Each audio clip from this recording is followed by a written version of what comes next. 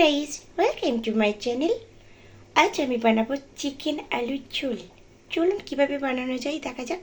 আমি একটা কড়াই নিয়েছি, কড়াইতে তেল দিয়ে তেলটা গরম হওয়ার পর আমি এই যে আলুগুলো একটু ভেজে নেব। আলুতে সামান্য নুন দিয়ে আলুটাই ভেজে নিচ্ছি।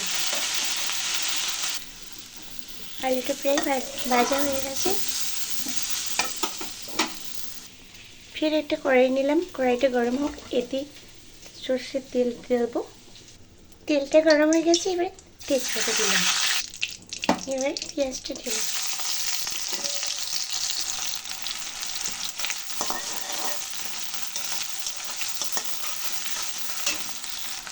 পেঁয়াজটা প্রায় হয়ে আসছে।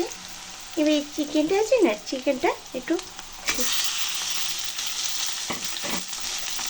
দিয়ে দিলাম, একটু তেলে ফ্রাই করে নেব। পেঁয়াজটা ভাজা হয়ে গেছে, এবার নুন দিয়ে দিলাম, হলুদ দিয়ে দিলাম, লঙ্কা গুঁড়ো দিলাম। এটা আদা রসুন কাঁচা জিরে পেস্ট। মাংসটা ভাজা হয়ে গেছে, মাংস থেকে তেল ছেড়ে দিয়েছে। এবার এই ভাজা আলুটা আমি দিয়ে দিলাম। দেখুন আলুটা আর মাংসটা পুরো কষা হয়ে গেছে। এবার একটু জল দিয়ে দেবো।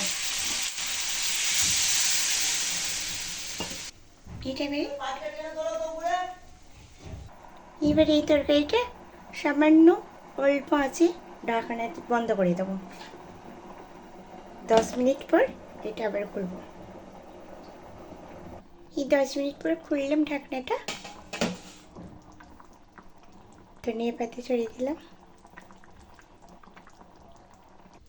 এবার ঢাকনাটা দেখুন, রেডি চিকেন আলুর ঝোল। এইভাবে সহজ পদ্ধতিতে আপনারা বানাবেন, দেখবেন কেমন লাগে, খেতে খুব ভালো হয়। বানিয়ে দেখবেন একবার, কমেন্টে জানিয়ে দেবেন কেমন হয়েছে। কত সুন্দর হয়েছে দেখুন। এটা ভালো লেগে থাকলে একটু কমেন্ট করে জানিয়ে দেবেন। ওকে, বাই।